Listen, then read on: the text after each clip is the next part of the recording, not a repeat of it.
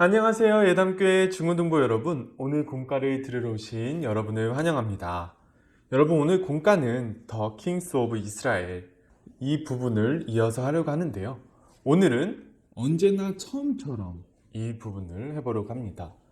언제나 처음처럼의 나무로 번영 그 후 이 부분을 오늘 다뤄보도록 하겠습니다.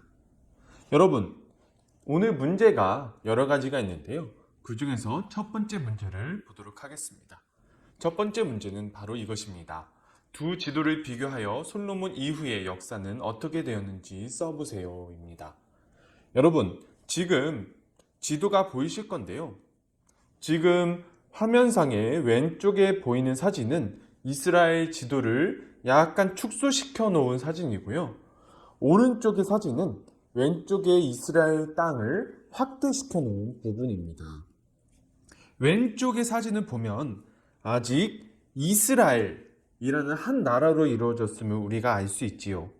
그런데 오른쪽의 사진을 보면 그 한 이스라엘이라는 나라로 되어 있었던 나라가 북이스라엘과 남유다로 나뉘어지는 그러한 모습을 우리가 발견할 수 있습니다.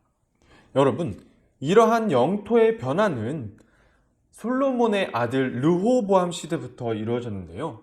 르호보암의 시대 때 북이스라엘과 남유다가 각기 따로 나라가 세워지게 되고요. 그 다음에 이런 나라가 분열됨으로 말미암아 가나안 민족들을 정복했었는데 그 많은 민족들이 독립을 하는 일이 벌어졌습니다. 여러분, 그렇다면 이러한 이스라엘의 분열이 왜 이루어졌을까요? 전도사님은 솔로몬이 그 원인이라고 생각합니다. 열왕기상 12장 1절, 4절, 11절의 말씀을 읽도록 하겠습니다. 솔로몬 왕이 바로의 딸 외에 이방의 많은 여인을 사랑하였으니 곧 모압과 암몬과 에돔과 시돈과 헷 여인이라.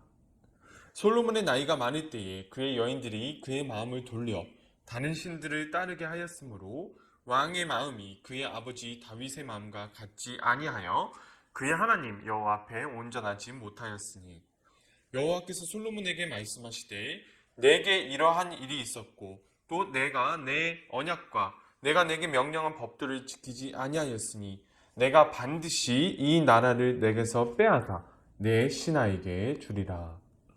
여러분, 솔로몬은 처음에 하나님의 마음을 알게 해달라는 의미로서 듣는 마음을 받고 하나님의 뜻대로 이스라엘을 통치했지만 나중에 노년에 가서 자신이 아내로 맞이했던 수많은 여자들, 이방 여자들로 인해서 마음이 변하게 됩니다. 그래서 하나님으로부터 마음이 떠나게 되었고 그 여인들이 솔로몬을 꼬드겨서 이방 신들을 섬기게 만들었지요. 여러분, 그러면 이 분열이 100% 솔로몬만의 책임일까요? 솔로몬은 하나님께서 하지 말라고 하셨던 우상 숭배를 했고 또한 하나님이 두 차례나 꿈에 나타나셔서 그렇게 하지 말라고 경고하셨으나 결국 듣지 않음으로 말미암아 미래에 이스라엘 국가가 분열될 것이라는 사실을 명시를 받게 되었습니다. 그러나 오직 솔로몬만의 책임은 아닐 거예요. 솔로몬의 아들 르호보암의 책임도 있다고 볼 수 있을 것입니다. 열왕기상 12장 1절 그리고 3절에서 4절 그리고 11절 말씀을 읽어보도록 하겠습니다. 르호보암이 세겜으로 갔으니 이는 온 이스라엘이 그를 왕으로 삼고자 하여 세겜에 이르렀음이더라. 무리가 사람을 보내 그를 불렀더라. 여로보암과 이스라엘의 온 회중이 와서 르호보암에게 말하여 이르되 왕의 아버지가 우리의 멍에를 무겁게 하였으나 왕은 이제 왕의 아버지가 우리에게 시킨 고역과 매운 무거운 멍에를 가볍게 하소서. 그리하시면 우리가 왕을 섬기겠나이다. 내 아버지께서 너희에게 무거운 멍에를 매게 하였으나 이제 나는 너희의 멍에를 더욱 무겁게 할지라. 내 아버지는 채찍으로 너희를 징계하였으나 나는 정갈 채찍으로 너희를 징계하리라 하소서. 여러분, 르호보암은 물론 자신의 아버지 솔로몬 때에 하나님으로부터 나라가 분열될 것이라는 말을 들었지요. 그러나 북이스라엘 지역 사람들, 이스라엘 전체를 다스리던 남유다 족속이 아니라 그 이외에 11개 지파 사람들이 솔로몬에게 나와서 애걸하는 것입니다. 르호보암의 아버지 솔로몬이 노역을 너무나 많이 시켜서 도저히 견딜 수 없는 수준까지, 정말로 피폐한 상태에 이르기까지 다른 11지파가 혹사를 당했는데요. 이제 솔로몬의 아들 르호보암이 이스라엘 전체의 왕이 되니까 이제 북이스라엘 사람들을 포함한 나머지 지파 사람들이 르호보암에게 와서 애걸하는 것입니다. 르호보암 왕이시여, 당신의 아버지 솔로몬 왕이 우리를 너무 심하게 노역을 시켰습니다. 그래서 우리가 너무 힘들고 어렵습니다. 만약 당신께서 우리의 멍에를 조금만 부게 해주신다면 우리가 당신의 아버지를 섬겼듯이 당신을 섬기겠습니다. 이렇게 애걸했습니다. 그런데 르호보암 왕은 분명히 북이스라엘 지파를 포함한 나머지 11개 지파를 감싸 안을 기회가 있었음에도 불구하고 그렇게 하지 않지요. 오히려 자신의 아버지보다 더 무거운 멍에를 매게 하고 더 심한 노역을 하게 만들며 더 심하게 채찍질하겠다고 말을 해버립니다. 이로 인해서 솔로몬 때에 약속되었던 북이스라엘과 남유다로 나라가 나뉘어지는 것이 르호보암 왕이 되자마자 이루어지고 말았던 것입니다. 그렇다면 이러한 이스라엘의 분열의 위기를 극복하기 위해서 솔로몬 왕과 르호보암 왕은 어떻게 했어야 했을까요? 우선 솔로몬 왕을 보도록 하겠습니다. 솔로몬 왕은 3가지를 지켰다면 다시 이 분열될 위기에 처해 있던 이스라엘의 분열을 막을 수 있었을 거예요.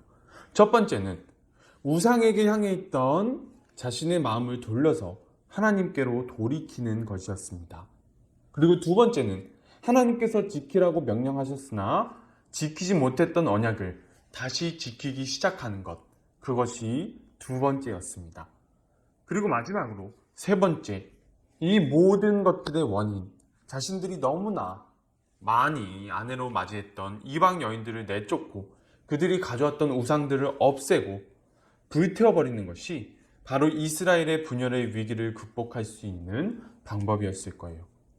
그리고 르호보암 왕이 이 분열의 위기를 극복할 수 있는 방법이 또한 있었습니다.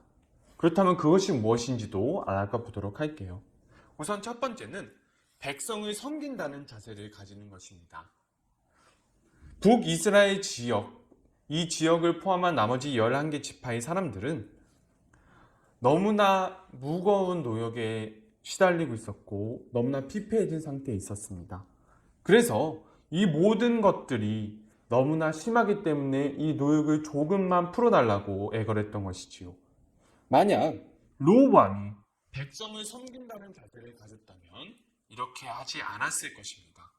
만약 백성을 섬긴다는 마음으로 이 모든 것들을 바라보았다면 자신의 아버지 솔로몬이 무겁게 했던 부역을 가볍게 해줄 수 있으리라고 전도사님은 생각합니다. 여러분, 그렇다면 오늘 두 왕을 통해서 우리가 얻을 수 있는 교훈은 무엇일까요? 우선 솔로몬 왕을 통해서 얻을 수 있는 교훈을 말씀드리도록 하겠습니다. 솔로몬 왕을 통해서 얻을 수 있는 교훈은 바로 하나님의 말씀을 마음판에 새기고 거기에서 벗어나지 않는 삶을 살아야 한다는 것입니다. 여러분, 솔로몬은 초창기에 자신의 아버지 다윗이 저질렀던 죄악으로 말미암아 자신은 하나님께로부터 벗어나지 않게 해달라는 것을 요청했고 그것을 위해서 듣는 마음을 받았습니다.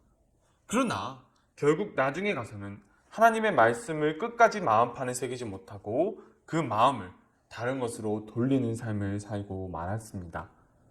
여러분, 우리는 이 솔로몬의 마지막의 실패처럼 되는 것이 아니라 하나님의 말씀을 일평생 마음판에 새길 수 있었으면 좋겠습니다. 그리고 두 번째로 르호보암 왕을 통해서 얻을 수 있는 오늘날의 교훈은 무엇일까요?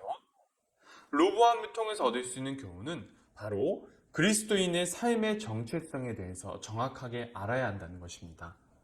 여러분, 르호보암 왕은 솔로몬의 잘못된 정책들을 그대로 이어받아 버립니다.